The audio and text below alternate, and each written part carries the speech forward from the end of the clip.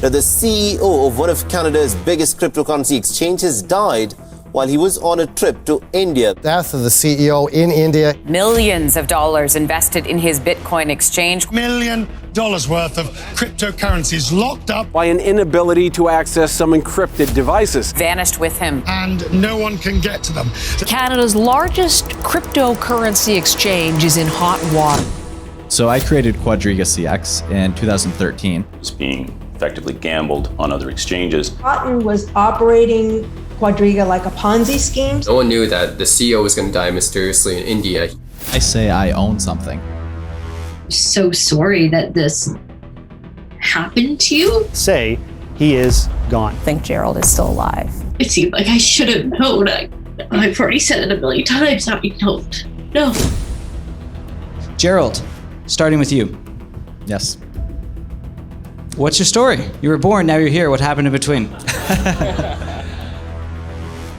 What happened to the former largest Bitcoin exchange? ये क्वाड्राइगा CX की कहानी है, एक ऐसी कहानी जिसको सुनकर आप चौंक जाएंगे। ये कहानी लालच, धोखे और करोड़ों डॉलर्स के गायब हो जाने की है। ये कहानी है बदलती हुई पहचान की, एक शादी की, एक आखिरी मिनट में बदल दी गई वसीयत की और एक शख्स की अजीबोगरीब मौत की जो पूरे 190 मिलियन डॉलर्स की संपत्ति के लिए जिम्मेदार था। और कैसे कनाडा के सबसे ट्रस्टेड क्रिप्टो करेंसी एक्सचेंजों में से एक 2019 के सबसे बड़े घोटाले में बदल गया, जिसकी वजह से इसके कस्टमर्स अपने फंड्स को वापस पाने के लिए भटकते रह गए। हम इस वीडियो में आपको क्वाड्राइगा CX के बैकग्राउंड, घोटाले से पहले क्या हुआ, इन्वेस्टिगेशंस कैसे हुए और उसके बाद क्या हुआ, ये सब बताएंगे। तो चलिए क्वाड्राइगा के बैकग्राउंड से शुरू करते हैं। सन 2013 की बात है। कनाडा के रहने वाले जेराल्ड कॉटन ने अपने को-फाउंडर माइकल पैट्रिन के साथ क्वाड्राइगा CX की स्थापना की। कॉटन कंप्यूटर साइंस प्रोफेशनल थे और उन्होंने पहले भी कई छोटे-मोटे टेक स्टार्टअप्स शुरू किए थे। दूसरी ओर माइकल पैट्रिन ऑनलाइन गेमिंग कम्युनिटी में अपने कॉन्ट्रिब्यूशंस के लिए जाने जाते थे और उन्हें पेमेंट प्रोसेसिंग इंडस्ट्री का भी अनुभव था। क्वाड्राइगा CX की शुरुआत हुई एक क्रिप्टो करेंसी एक्सचेंज के रूप में, जिसमें यूजर्स को अलग अलग डिजिटल प्रॉपर्टीज को खरीदने, बेचने और ट्रेडिंग करने की परमिशन मिलती थी। 2014 में क्वाड्राइगा CX हर दिन 7.4 मिलियन डॉलर्स की ट्रेडिंग करने लगी थी।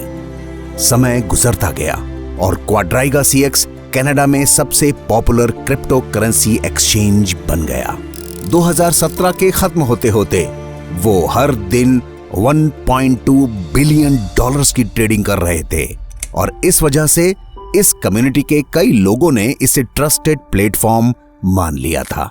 लेकिन 2018 में जब बिटकॉइंस की कीमतें गिरने लगी तो हालात बदलने लगे। इन्वेस्टर्स घबरा गए और अपना पैसा वापस निकालने की कोशिश करने लगे। पैसा निकालने का टाइम और प्रोसेस बहुत लंबा और कॉम्प्लिकेटेड था और अगर अमाउंट बड़ा हो तो लोगों को कई हफ्ते इंतजार करना पड़ता था।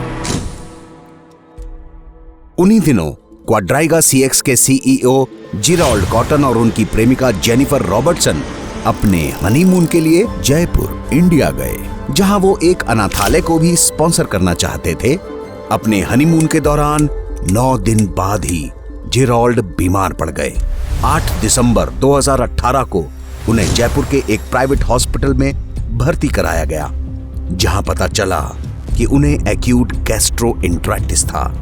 अगली दोपहर तक उनकी हालत बिगड़ती चली गई और इससे पहले कि डॉक्टर्स कुछ कर पाते, उनकी दिल की धड़कनें बंद हो गईं और जेराल्ड की मौत हो गई। जेराल्ड के शव के साथ जेनिफर कनाडा लौट गईं। जेनिफर ने जेराल्ड के फेसबुक अकाउंट के जरिए ही जेराल्ड के निधन के बारे में क्वाड्राइगा के इन्वेस्टर्स को बताया। 9 दिसंबर 2018 को कंपनी ने भी यह घोषणा कर दी कि उनके फाउंडर जेराल्ड कॉटन की जयपुर में अचानक मौत हो गई थी। उनके डेथ सर्टिफिकेट के मुताबिक उनकी मौत एक chronic inflammatory bowel syndrome, Crohn's disease से हुई थी। बाद में कंपनी ने दावा किया कि जिरोल्ड की मौत के साथ कस्टमर्स के फंड को कोल्ड वॉलेट में सेफ रखने वाले कोड्स भी गायब हो गए। क्रिप्टो करेंसी कम्युनिटी के मेंबर्स 145 मिलियन कैनेडियन डॉलर्स के गायब हो जाने पर सन्न रह गए। अचानक कंपनी और कस्टमर्स अपने ही फंड्स को छू भी नहीं पा रहे थे। क्वाड्राइगा इंटरनेशनल वायर ट्रांसफर और फिएट करेंसी डिपॉजिट्स के लिए अलग अलग तरह के थर्ड पार्टी प्रोसेसर्स का इस्तेमाल कर रही थी। उनमें से एक था क्रिप्टो कैपिटल, जो कि एक शैडो बैंक था। दूसरा था कस्टोडियन इनकॉर्पोरेशन, जिसके पास CIBC में 28 मिलियन डॉलर्स के बैंक अकाउंट्स थे। अब चूंकि कंपनी के पास उनके फंड्स की प्राइवेट कीज का कोई रिकॉर्ड नहीं था, उनके कस्टमर्स को उनके फंड्स नहीं दिए जा सकते थे। इससे कंपनी शिकायतों और कानूनी मुकदमों में फंसती चली गई। कुछ रिपोर्ट से ऐसे संकेत मिले कि कॉटन का लैपटॉप उनकी प्रेमिका के पास था और वो अकेली ही ऐसी थी जो उस लैपटॉप को ऑपरेट कर सकती थी। एक इंटरव्यू के दौरान कॉटन की विधवा जेनिफर रॉबर्टसन ने बताया कि जिरोल्ड का लैपटॉप भी पूरी तरह से एन्क्रिप्टेड था। उन्होंने अपने पति के लिखे हुए क्वाड्राइगा अकाउंट्स के पासवर्ड्स को ढूंढने की बहुत कोशिश की, लेकिन वो कामयाब नहीं हो सकी। I tried to do everything that I could to help the users. I gave access to all of Jerry's laptops, our personal conversations, everything that I could do. I actually gave permission even still to provide Google to give the trustee all of Jerry's email and Google accounts, just hoping that it would find something and could bring some money back to the affected users. हालांकि इस पूरे घटनाक्रम में उनका involvement आज तक clear नहीं हो पाया है। इतने बड़े घोटाले को ध्यान में रखते हुए अधिकारियों ने क्वाड्राइगा CX की इन्वेस्टिगेशंस शुरू की और ये पता लगाने की कोशिश की कि मिसिंग फंड्स का क्या हुआ। रॉयल कैनेडियन माउंटेड पुलिस और ओंटारियो सिक्योरिटीज कमीशन के इन्वेस्टिगेशन से कई चौंका देने वाले सच सामने आए। पता चला कि क्वाड्राइगा CX एक पॉन्जी स्कीम की तरह काम कर रही थी, जिसमें धोखाधड़ी, मिसयूज ऑफ फंड्स और गलत फाइनेंशियल डिटेल्स देना शामिल था। Cotton was operating Quadriga like a Ponzi scheme, so whenever people put in their money into the exchange, he sort of used it as his personal slush fund. Investigations में पता चला कि क्वाड्राइगा CX के अधिकारियों ने 145 मिलियन कैनेडियन डॉलर्स मिसिंग बताए थे, जबकि मिसिंग फंड्स दरअसल 190 मिलियन डॉलर्स थे। ओंटारियो सिक्योरिटीज कमीशन ने बताया कि कस्टमर्स के 169 मिलियन डॉलर्स के नुकसान में लगभग 115 मिलियन डॉलर्स का हिस्सा कॉटन की धोखाधड़ी की वजह से था। जब CIBC ने कस्टोडियन इनकॉर्पोरेशन के अकाउंट्स को फ्रीज किया तो क्वाड्राइगा को 28 मिलियन डॉलर्स का झटका लगा। पता चला कि जिरोल्ड कॉटन ने कस्टमर्स के फंड्स का एक बहुत बड़ा हिस्सा अपने अकाउंट्स में ट्रांसफर कर लिया था, जिसका इस्तेमाल वो अपने लेविश लाइफस्टाइल के लिए कर रहा था। Gerald had been using money to buy planes, to purchase homes, to take care of his 2 dogs, which ironically he left them $100,000 in his will. जिरोल्ड cotton की मौत बहुत अजीबोगरीब सिचुएशन में हुई थी। मरने से सिर्फ एक हफ्ता पहले उन्होंने 9.5 मिलियन डॉलर्स अपनी पत्नी को और $100,000 अपने 2 डॉग्स को देने के लिए अचानक ही अपनी वसीयत बदल दी थी। इसके बाद सारी लीगल प्रोसीडिंग्स बेहद लंबी और कॉम्प्लिकेटेड हो गई और आखिरी में कंपनी बैंकक्रप्ट हो गई। और तब कोर्ट ने फंड्स को वापस रिकवर करने की कोशिश के लिए एक मॉनिटर अपॉइंट किया। हालांकि इतनी कोशिशों के बावजूद भी अधिकतर फंड्स के वापस मिल जाने की संभावनाएं बहुत ही कम हैं। कस्टमर्स को वापस करने के लिए क्वाड्राइगा के bankruptcy trustees Ernst and young सिर्फ 46 मिलियन डॉलर्स के फंड्स ही जुटा पाए हैं। बहुत से कस्टमर्स पूरे अंधेरे में हैं और उन्हें उनके फंड्स के बारे में कुछ भी पता नहीं चल रहा है। उन्हें जवाब चाहिए, उन्हें बदला चाहिए। So no one knew that the CEO was going to die mysteriously in India.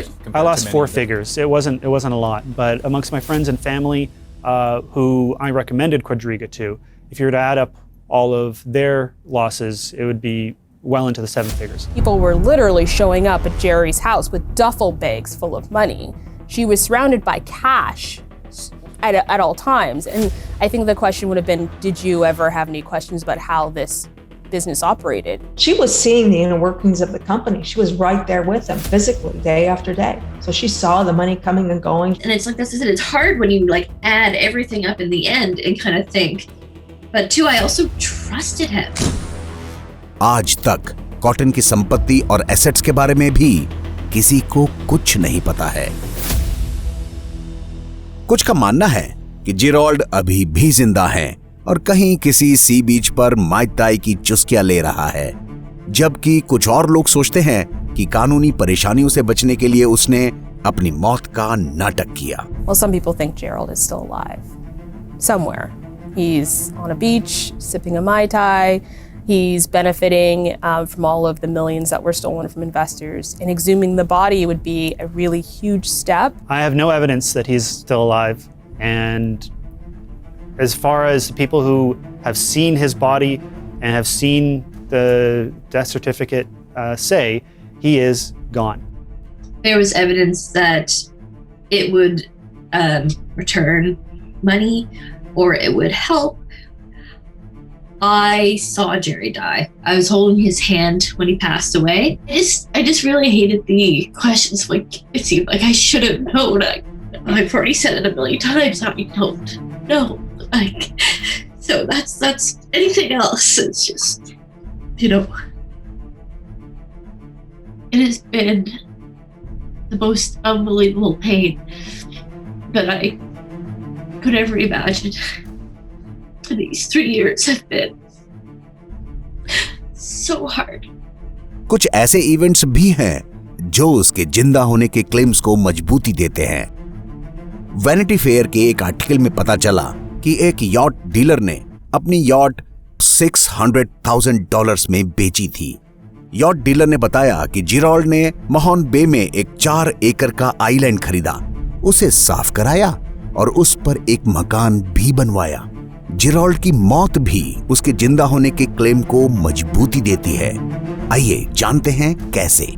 Jerold के डेथ सर्टिफिकेट पर उसके नाम कॉटन की स्पेलिंग कॉटेन लिखी है और पता चला कि उसकी मौत से बस 2 महीने पहले ही हॉस्पिटल के चेयरमैन और मैनेजिंग डायरेक्टर पर फाइनेंशियल फ्रॉड के आरोप लगे थे। और ये शक तब और भी गहरा हो जाता है जब जेरोल्ड की हनीमून से ठीक 4 दिन पहले ही उन्होंने वसीयत बदल दी। इस वसीयत में किसी भी तरह की एक्सटर्नल ड्राइव या क्वाड्राइगा फंड के किसी कोल्ड वॉलेट का जिक्र नहीं था। हालांकि इन दावों को प्रूव करने के लिए कोई ठोस सबूत नहीं है। इन सब के बीच एक शख्स था जो गायब हो गया था। वो था माइकल पैट्रिन। जैसा कि हमने पहले बताया कि पैट्रिन 2013 से ही कॉटन के साथ क्वाड्राइगा के को फाउंडर थे। जिस तरह जेरोल्ड कॉटन ने कानूनी पचड़ों से बचने के लिए अपनी मौत का नाटक किया, ठीक उसी तरह माइकल पैट्रिन ने अपनी नकली पहचान बनाई। फरवरी 2019 में Canadian news media the Globe and Mail ने यह कंफर्म किया कि ओमर धनानी, जिन्हें 2005 में ऑनलाइन थेफ्ट रिंग के अपराध में गिरफ्तार किया गया था, और कोई नहीं माइकल पैट्रिन ही हैं। अब इस वीडियो के आखिरी में हम आपसे पूछना चाहेंगे कि एज ए व्यूअर क्वाड्राइगा CX के बारे में आप क्या सोचते हैं? क्या आपको लगता है कि जेरोल्ड कॉटन अभी भी जिंदा है? कस्टमर्स के फंड्स का क्या होगा? क्या उन्हें उनका पैसा कभी वापस मिलेगा? नीचे कमेंट बॉक्स में हमें बताएं और कॉइनपीडिया के चैनल को सब्सक्राइब करना ना भूलें। Thank you for watching.